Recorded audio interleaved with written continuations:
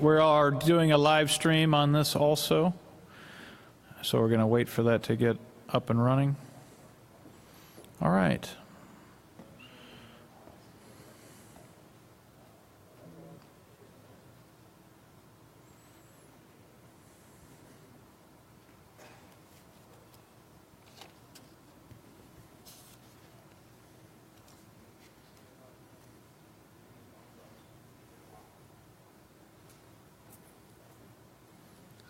We good to go, guys? Yeah, we're checking. We gotta make sure. Okay. We're checking it one way, not checking it another. Got it.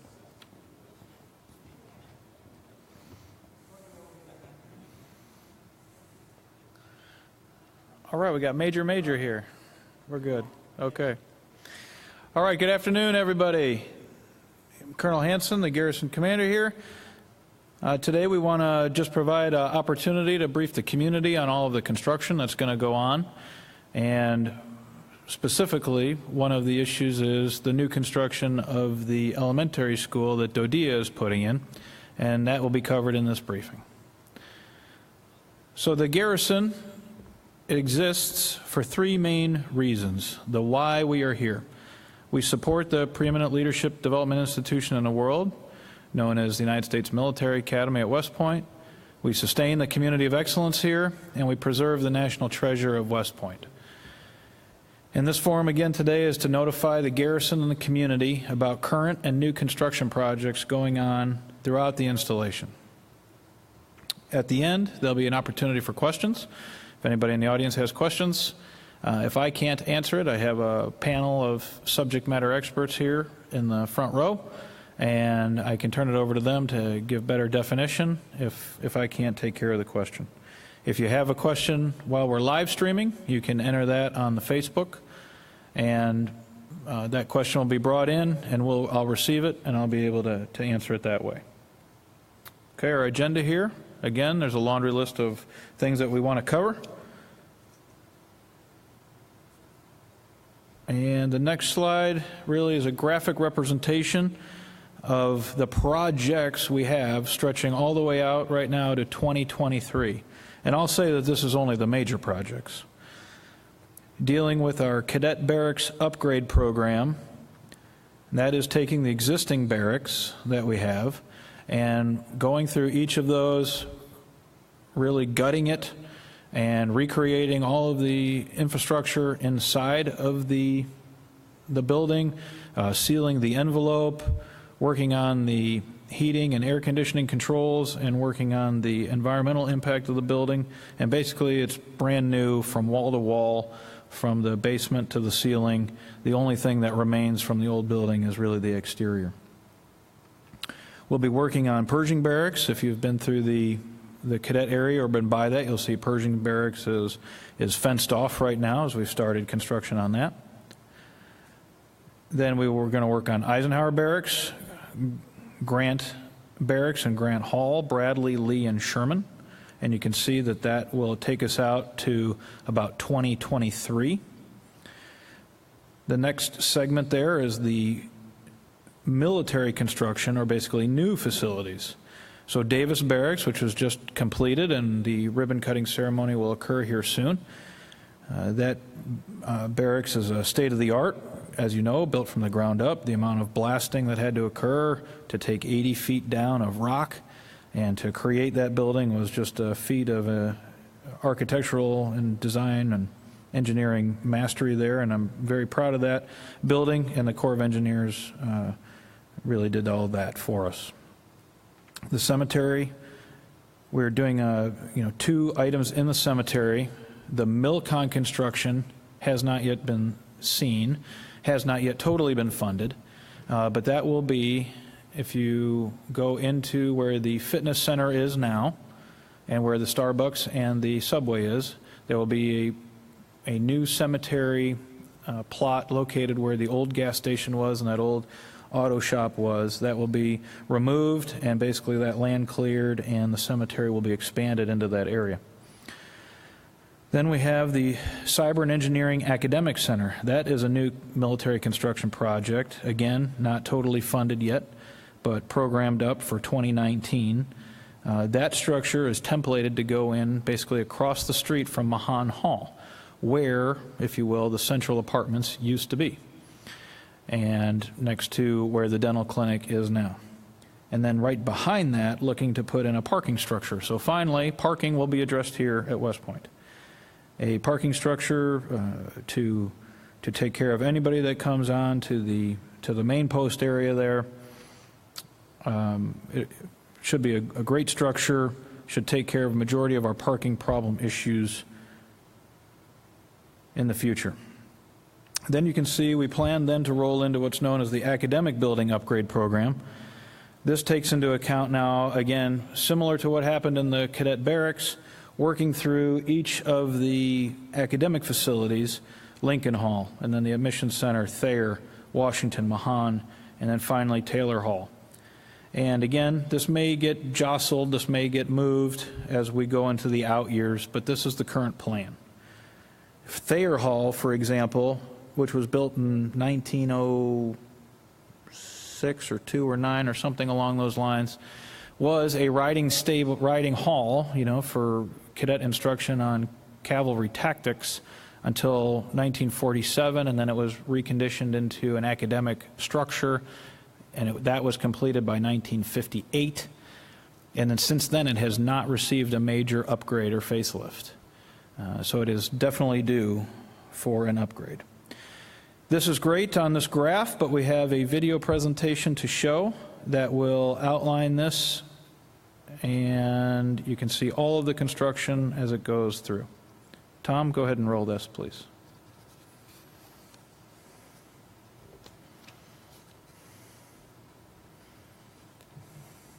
So as you start going through this, you see what happened in 2013. You can see Davis Barracks coming online. You can see the MacArthur Short Barracks were being renovated. MacArthur Long Barracks starting to be renovated. Scott Barracks was renovated in there also. You get to Time Now coming up, 2017. Davis Barracks is finished. Looking at the Pershing Barracks and Eisenhower Barracks. As we go forward, more of the barracks start to be renovated and turn into green. You can see the MPAC, which we have changed the name since, the new academic structure to be put in across the street from Mahan Hall. That is part of the Milcon construction, overlapping still with the barracks upgrades. Then we start to get into the academic facility upgrades, concurrent with the parking structure that will be placed in. We get out to 2023, 2024. Now we start to work on Thayer Hall, its renovation.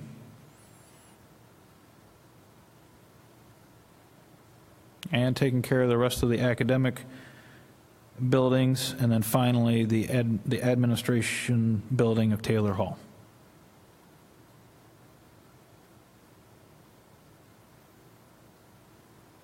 And that takes us out to 2030 in the current program. Now that deals just with the cadet area. So the rest of the briefing here, we will start to show what's happening around the rest of post. And get back to the slideshow. Wonderful. Thank you. So again, that was really on the main post area where obviously most of the activity does occur here on the installation. These slides will cover, if you will, in the support zones or off the main cantonment area. So you can see the construction happening toward Highland Falls on South Post with the visitor center. That project is about 60% complete. That will be a nice state-of-the-art visitor center where we can receive people. They can get their badges. There'll be the different little displays and dioramas set up there, and there'll still be the gift shop located out there. That construction should be complete by the fall of this year. Keller Hospital, it had multiple phases of renovation and new construction going on in Keller. I won't go into too much detail on Keller Hospital. It's the different clinics are being upgraded. the heating and air conditioning, and you can read the status there. Construction to be complete on this phase 1 in June of 2018, but it will probably push out until later of 2018. There's a second phase for the Keller Hospital renewal. This is in progress yet. It has not been awarded. There's more energy will be expended on Keller. Down toward the water on the north side of the cantonment area is the Tronsrud Marksmanship Center. It has significant renovations going on within it. Interior, and we just finished up the exterior renovations of it, and that will be continuing on for quite a while as we continue to find new projects to execute within Tronsrud. The West Point Band Building is receiving a much-needed HVAC system upgrade for the band. That should be completed by the end of 2017. Our soldier barracks, which are located at Buffalo Soldier Field, its HVAC system was to be replaced and renovated. That construction is almost complete, and we're looking forward to receiving those buildings back for our unaccompanied soldiers. The Post Chapel Annex is going through a facelift. Its HVAC system and internal repairs, that again should be finished this year in 2017. So the Chapel Annex, that's a great addition for our religious support office. Right now we're working on Crandall Pool, working on fixing tiles, the temperature controls, the HVAC system, and the 10-meter diving platform were in need of significant repair. So our crews are in there now looking to drain the pool and inspect it and make sure that it meets all the safety standards and continue to make sure that it provides a great opportunity for swimming for the cadets and for other people that use that pool, for the teams that use that pool. Okay, I'll get into the meat and potatoes here of the elementary school project. So I have a few slides dedicated to this because I know this was a major concern to people that lived in the Lee housing area, was what is going on with the elementary school. So the elementary school obviously has been awarded. There was some discussion and negotiation about where the road that would go into the new plan would be for the construction equipment and for the laydown yard, and that was determined to be what was called the old Hall Road that went back through and to an old landfill area, the big field that was behind the two schools, close to the Lee housing development. So that was a very good news story that we were able to accomplish that instead of having the heavy trucks come through either Lee Gate and Lee housing area or come down all the way almost to the school and turn up kind of through the school. This Hall Road now ends up basically just past Keller Hospital, and they'll turn in and be able to, I'm sorry, just before you get to Keller Hospital, from Washington Gate, before you get to Keller Hospital, by the lumber yard there, and it'll snake down to where the construction will be. So that's a good news story that the heavy trucks won't be on a lot of our roads. They'll turn off and go down this Hall Road. So I have some more information here. So this is a 3-year project. The contractor is scheduled to work from 7 a.m. to 5:30 p.m. Now that's 7 a.m. is when they're supposed to get there and start prepping for the day's work. So you can see this. The site work is really, I think, what people are most interested in, the blasting specifically. That site work is supposed to be accomplished by August of 2017 before the school year starts, so that there is no blasting during classes for the elementary school or the middle school there. And the contract completion date of 2020, obviously a 3-year build. I talked about, oh, did I skip a slide? I did, sorry. Site access, the Hall Road, talked about that. No truck traffic through the housing areas, so we were very happy with that. The landfill, which was the landfill, is now the playground area, is off limits until the project will be complete. And we did able to donate the playground equipment to a church group in the Middletown area. So the next slide shows where that landfill was, that open area. That's going to be the laydown yard. That's where all the construction equipment will be at. So that area has been fenced off. And then you can see this depiction, I think, will answer a lot of questions on where the blasting will be and where it affects. So the central point of the blasting is basically where the playground was, that high point and rocky outcrop. 500 feet radius around that is what we are concerned about as far as a blast area. And I'll talk about that, but that's what that ring designates. So you see that within that ring there are a few homes, but obviously the main structures within that radius are the current elementary school and middle school, and the new construction of Keller Hospital, which is depicted as the old Keller Hospital parking lot there. So blasting, again, we are anticipating it's going to take 10 to 12 weeks to complete, and the goal is to get that completed before school begins. That will equate to 2 or 3 shots per day. There has to be approximately 8,000 cubic yards to be removed. You can contrast that to what we had to do for Davis Barracks at 150,000 cubic yards. So this is a relatively much smaller project. Within the 500 foot of the blast area, we have designated for pre and post inspections. Now, if you look at that previous slide with the radius, there are actually not that many houses within that area, but we want to extend that area out to cover 20 housing units and the 3 big buildings. And we want to do that for everybody's safety. And we want to do that for the integrity of the structures that are there.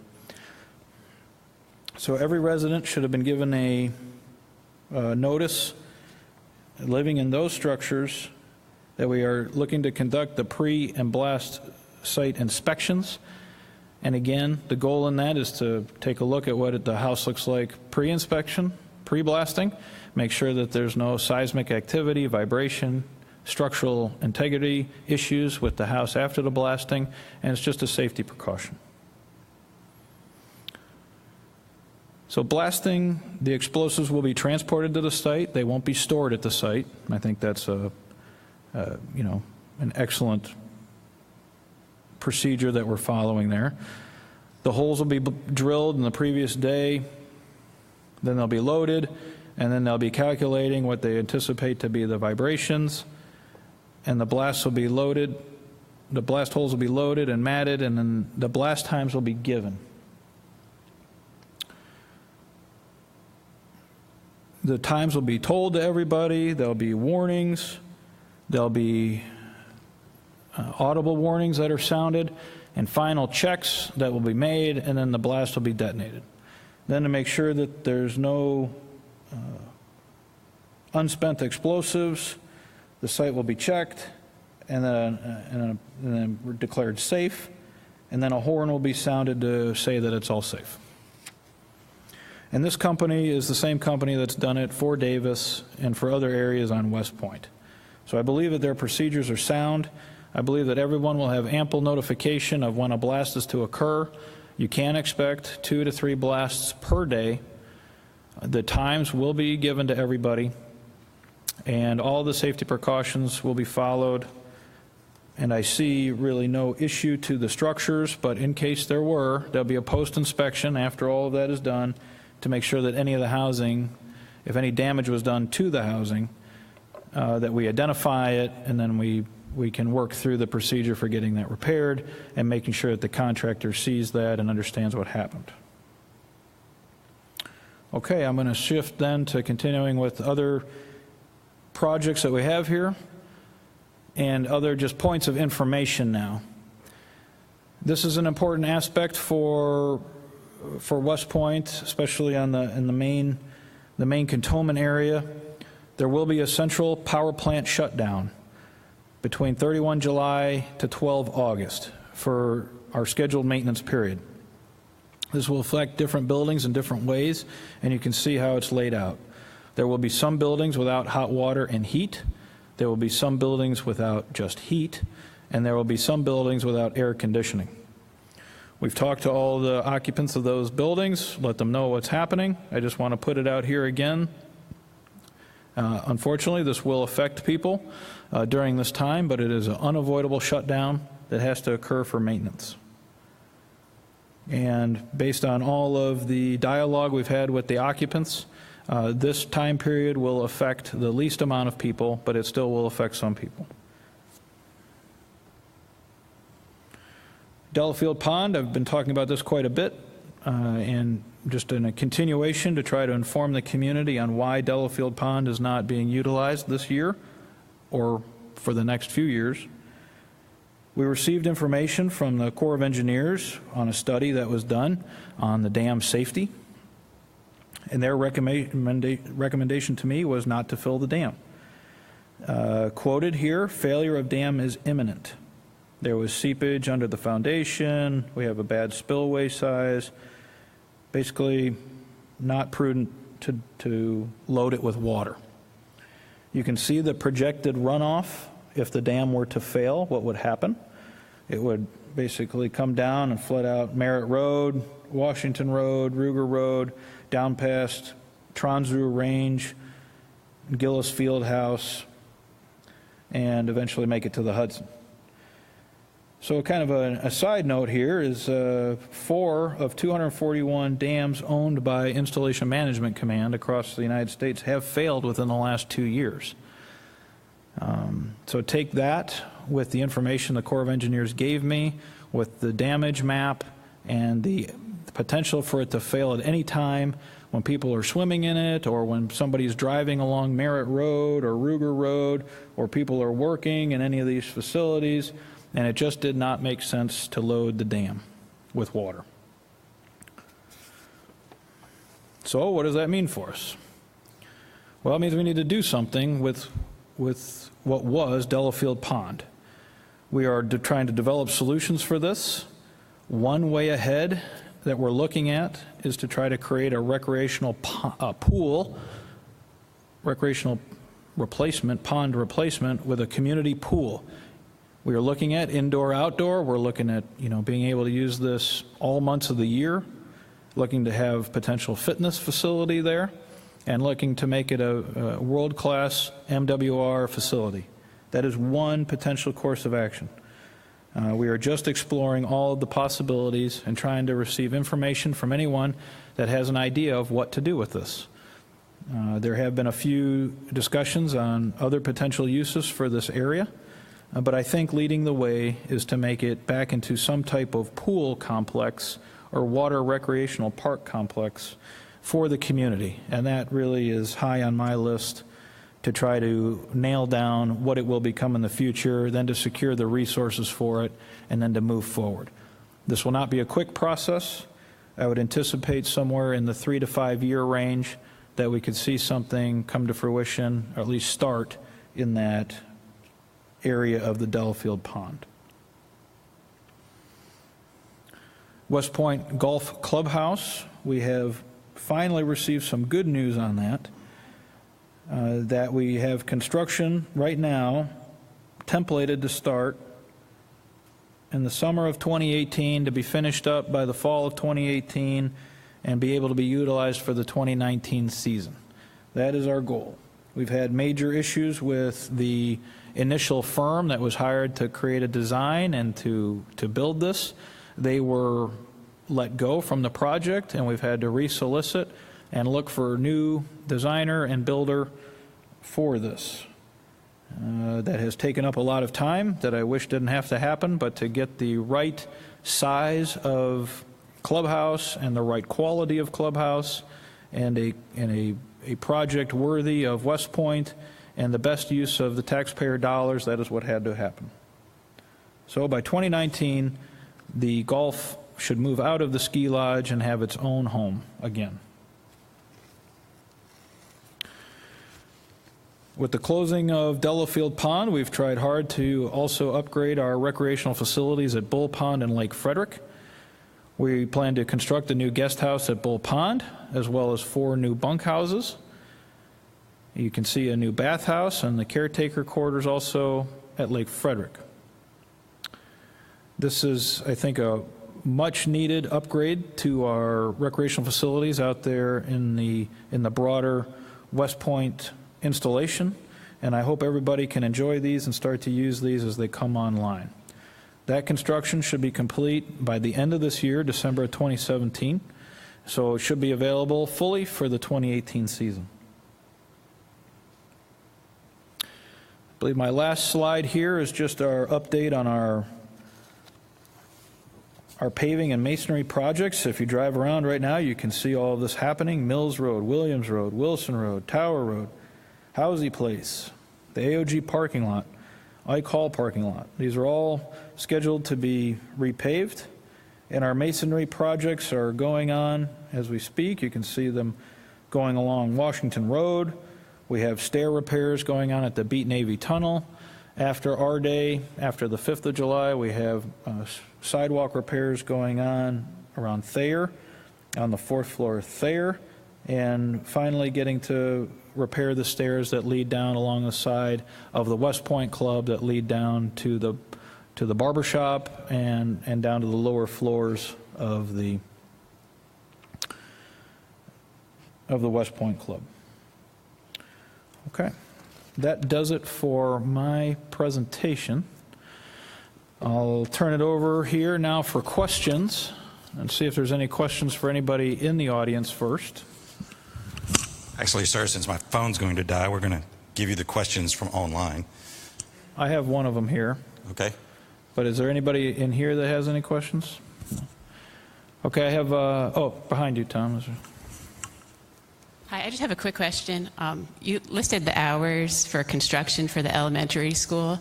They have been starting much earlier than that. What can be done about that? They've started Monday morning. They were jackhammering at 6:20 in the morning.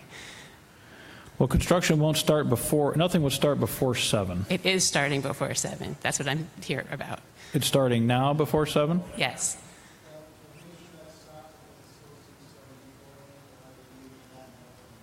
Okay, thank you.